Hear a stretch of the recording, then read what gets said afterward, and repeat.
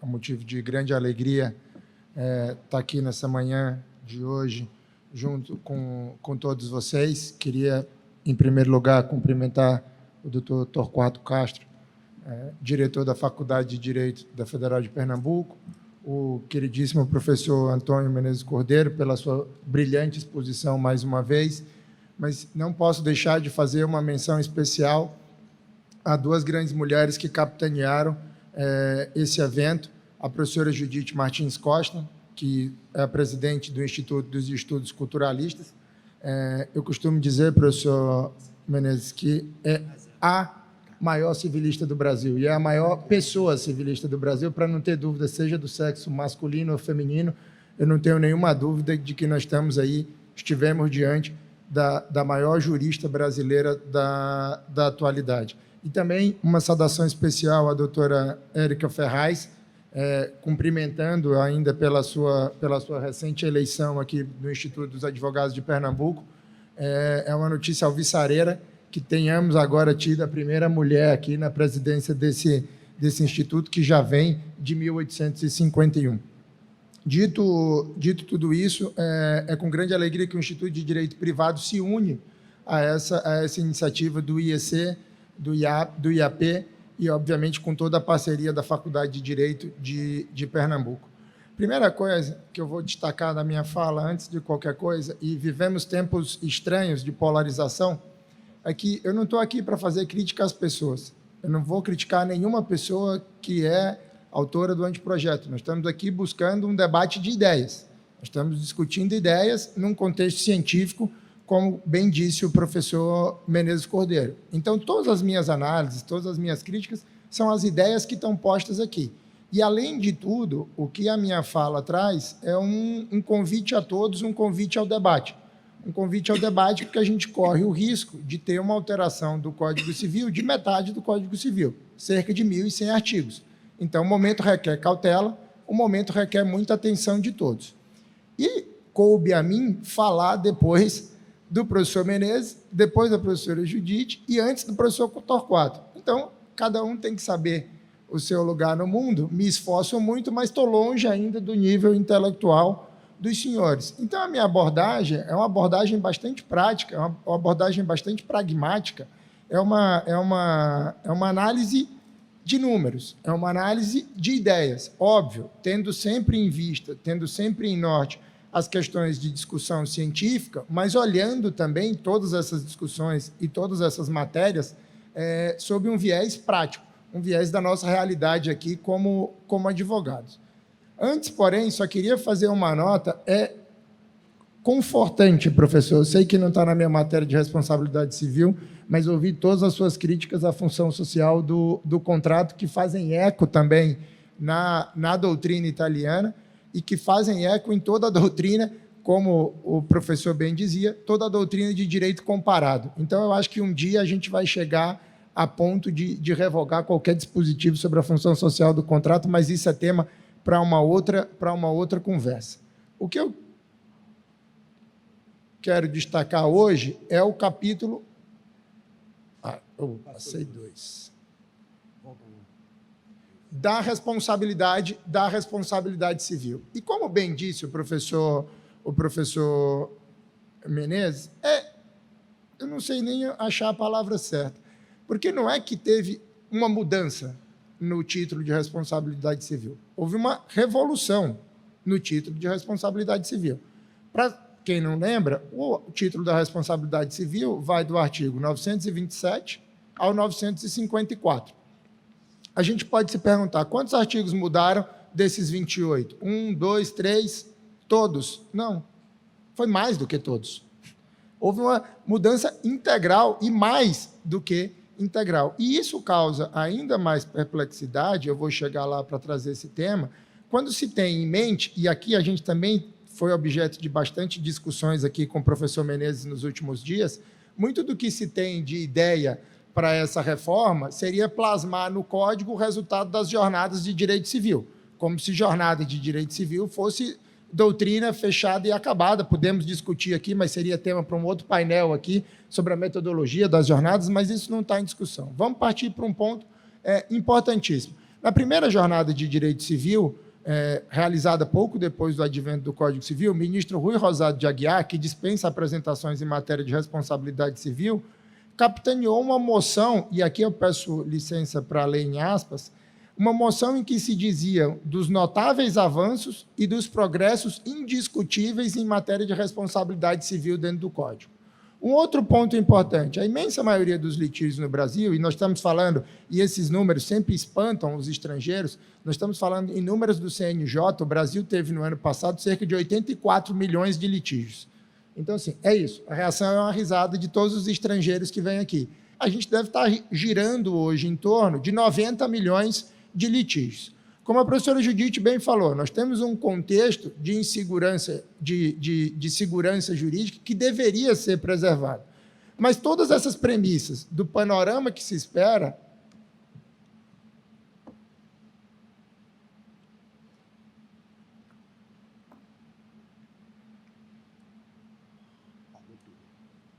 Não tem problema, eu prometo que vou ser fiel ao que eu tinha planejado. Que todas essas ideias que estavam projetadas dentro do contexto do Código, o que você espera? Tudo bem, passaram-se pouco mais de 20 anos em vigor, vai ter um ajuste pontual, vai ter uma tentativa de redução de litigiosidade, não vai ter nada inovador, é uma tentativa de conformação, como o que se esperava. Mas o ponto é... Esse meu não está funcionando. Você quer me emprestar isso aqui? Mas o ponto que a gente tem hoje em dia é que, assim, o que está sendo proposto, como eu falei, é essa revolução que eu definiria como copernicana dentro da matéria de responsabilidade civil. Os 28 artigos foram alterados, artigos foram revogados e as técnicas legislativas das letras foram usadas. O que a gente vai ter também? A gente tem uma série de inconsistências sistêmicas, professor, porque, na linha do que a gente estava conversando ontem, foram feitas várias subcomissões que trabalharam de maneira independente e esses resultados desses trabalhos subiram para uma relatoria geral que, nesse tempo ao qual o senhor fez menção, um tempo que seria de livro dos recordes, não houve uma conformação sistêmica de todas as alterações. Então, eu vou passar por algumas aqui que dispositivos dentro da parte geral ou das matérias de obrigações não dialogam com temas de responsabilidade civil. Então, fora as alterações, a gente tem um risco sistêmico gigante. E mais, e para piorar, tivemos ainda algumas inovações indesejadas, algumas criações jurídicas que não têm nenhum precedente em nenhum daqueles laboratórios que a gente tem, que são os laboratórios romano-germânicos. Às vezes foram importadas algumas inventividades do direito anglo-saxão e colocadas no sistema brasileiro de maneira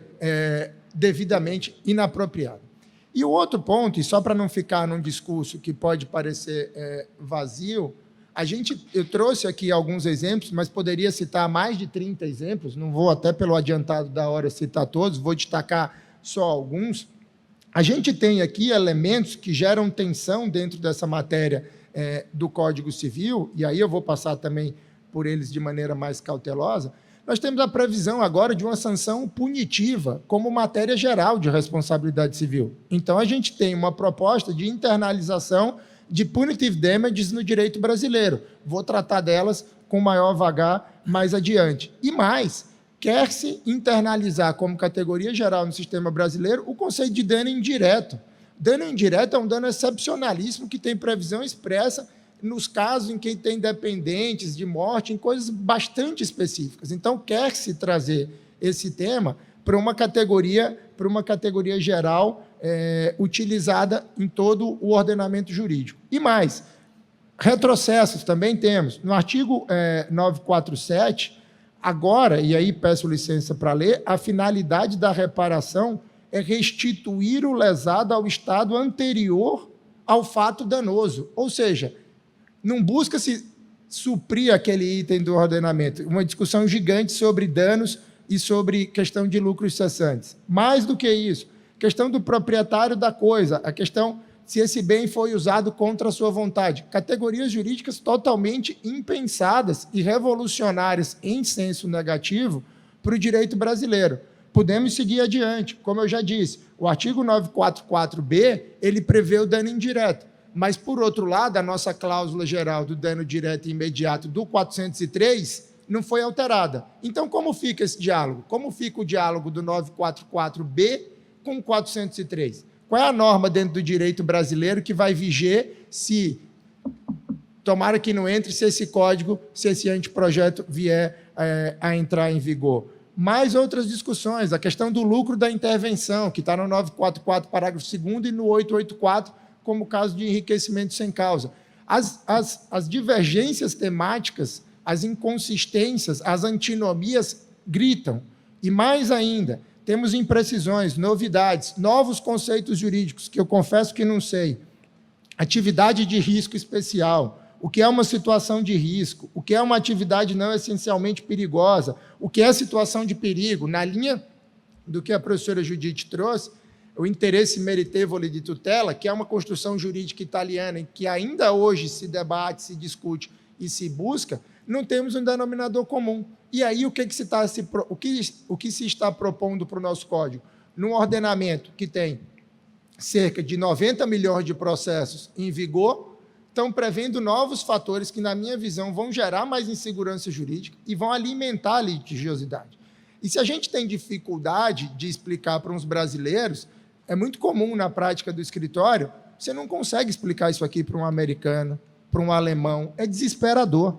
Eu acho que a melhor definição que um cliente me deu uma vez foi o seguinte: parece que dano moral no Brasil é uma batata frita. Tudo vem, você adiciona dano moral, adiciona dano moral. Todos os pedidos têm dano moral, professor. Então, qualquer caso de descumprimento contratual, qualquer caso de consumidor, vem junto um pedido de dano moral. E aí, a gente vai passar aqui e ver alguns exemplos aqui na prática. Eu peço desculpa, a letra tá um pouco pequena, mas eu vou disponibilizar para a Érica esse material e muitos outros aos quais eu vou fazer menção. Eu fiz questão de trazer os dispositivos da forma como eles estão, para trazer esse dado para os senhores. E aqui no 927B, poderia destacar do caput até o parágrafo 3º, mas vou destacar só aqui o parágrafo 2º, de novo, em respeito ao horário de todos, mas ali no parágrafo 2º eu destaco, e peço licença para ler, é o parágrafo em que se discute a responsabilidade objetiva, traz-se para a responsabilização objetiva do causador do dano, bem como para a ponderação e a fixação do valor da indenização, ou seja, deve também ser levada em conta a existência ou não de classificação do risco da atividade pelo poder público ou por agência reguladora, podendo ela ser aplicada tanto à atividade desempenhada em ambiente físico como digital. Tirando as discussões sobre o ambiente físico e digital, que são totalmente inúteis, o que eu quero destacar desse ponto aqui, isso aqui é uma revolução dentro da matéria de responsabilidade civil, porque aqui o que se propõe é que, depender dessa atividade de risco, que vai ser classificada pelo poder público ou por uma agência regulatória, que todo mundo sabe a dificuldade que vai ser isso aqui, eu posso ter uma potencialização do dano, ou posso ter, no final das contas, não do dano, mas do valor da indenização. Ou seja, aí a gente não vai ter mais a indenização sendo medida pela extensão do dano. A gente vai ter a indenização sendo medida pela extensão do dano, mais uma discussão sobre a potencialidade do risco dessa atividade. É uma discussão, e aí, trazendo aqui os parâmetros do professor que bem trouxe ontem, nas discussões na Federal de Pernambuco, eu não tenho conhecimento de direito comparado romano-germânico que traga essa previsão que o fator de risco da atividade também seja um parâmetro para o cálculo da indenização especificamente. Outro artigo interessantíssimo, e esse eu fiz de propósito para deixar com essa letra bem pequena, e a gente vai poder passar depois por ele, de novo, vou disponibilizar todo o material. Esse é o artigo 944A, que tem uma previsão específica agora, e isso está nas discussões dos seus parágrafos, do parágrafo 1º e 2º, a gente vai ter agora uma possibilidade de aplicação de uma pena, e isso é importante que se diga, discute-se o grau de ofensa ao bem jurídico, mas nos casos de indenização por dano moral, o juiz vai ter o poder de fixar uma indenização até 4 vezes maior do que, teoricamente, esse dano moral que seria aplicado numa situação normal. Percebam, não vou ter um bis in idem, vou ter um quator in idem, né, professor? Então, assim, é uma situação totalmente absurda. E o pior essa possibilidade aqui, quando você vai ver na fundamentação que houve dos trabalhos, seja da subcomissão ou da comissão geral, não tem nenhum detalhamento. Então, não se tem, por parte dos participantes, dos membros do anteprojeto, sequer uma discussão para justificar, ou pelo menos tentar justificar, porque isso vai ser posto. E mais, isso parte de uma deturpação do sistema, que eu acho que é um conceito que permeia, infelizmente, também o capítulo de contratos, de tentar consumerizar o nosso Código Civil, que, na minha visão, é um risco enorme. Essas discussões que estão tentando se colocar aqui como punições, a gente já tem elementos no sistema. As agências regulatórias têm potencial punitivo. As ações civis públicas podem resolver isso aqui. Não é no nosso topos sagrado aí do Código Civil que essas discussões têm que ser buscadas. E mais, se eu já tenho um país com quase 90 milhões, imagine o estímulo para alguns advogados de tentarem ajuizar demandas que, com dano moral, consigam 4 vezes o valor da indenização. O estímulo à litigiosidade é inequívoco. E mais, trago um exemplo aqui do artigo 944.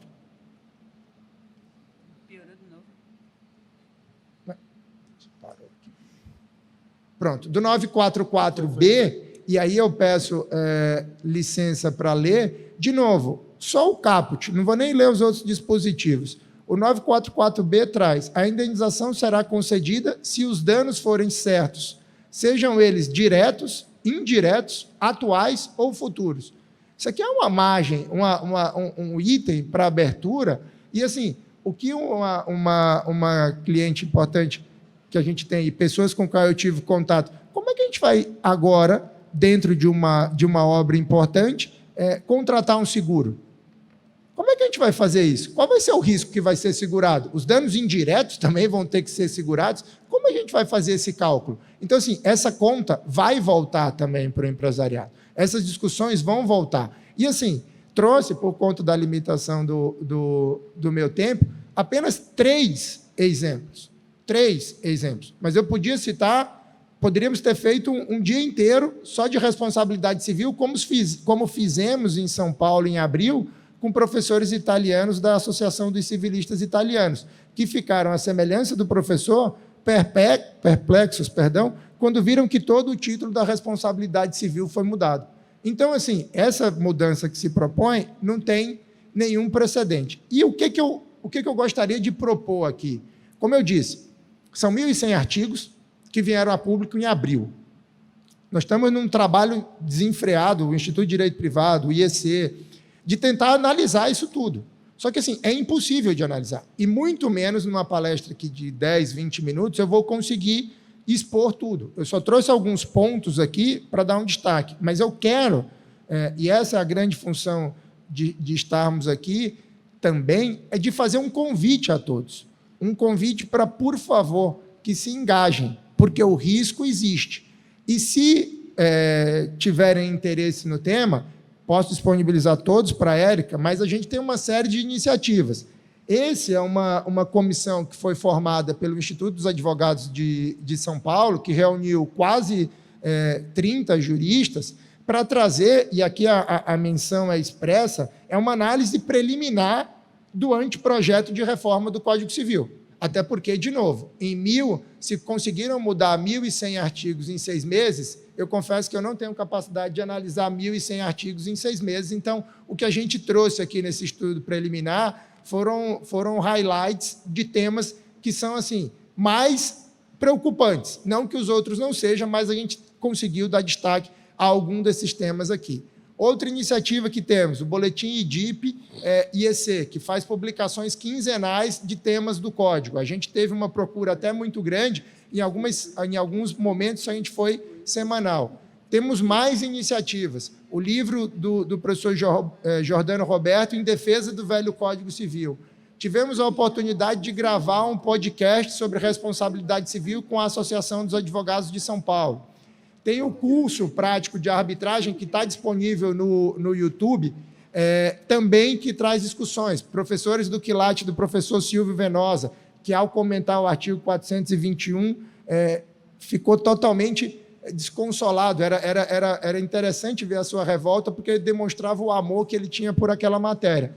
Fizemos textos que foram publicados na Folha de São Paulo, e esse, só para deixar claro e repetir, essa publicação que a gente fez pelo IASP, ele está disponível na internet também. Então, todo esse kit eu vou disponibilizar, um quadro comparativo que a gente montou também entre a parte de responsabilidade civil atual e o que se propõe mudar. É um texto assim, quando você compara os dois, é chocante o número de alterações, e, de novo, não sei com qual necessidade, não sei com qual justificativa, não sei com qual é o fim que se busca com essa reforma. O que eu só posso garantir é que ela nos causa perplexidade e, de novo, mais do que trazer os exemplos, que eu acho que já, pela cara de muitos aqui, eu já percebi o espanto e o eco também dos meus problemas, eu queria deixar em aberto esse convite em nome do Instituto do Direito Privado para que nos unamos. Podemos concordar, discordar, concordar parcialmente. Eu acho que a única opção que a gente não tem nesse momento é ficar inerte e deixar ver o que vai acontecer diante de uma reforma que pode causar danos tão grandes ao nosso direito brasileiro. Muito obrigado a todos pela atenção.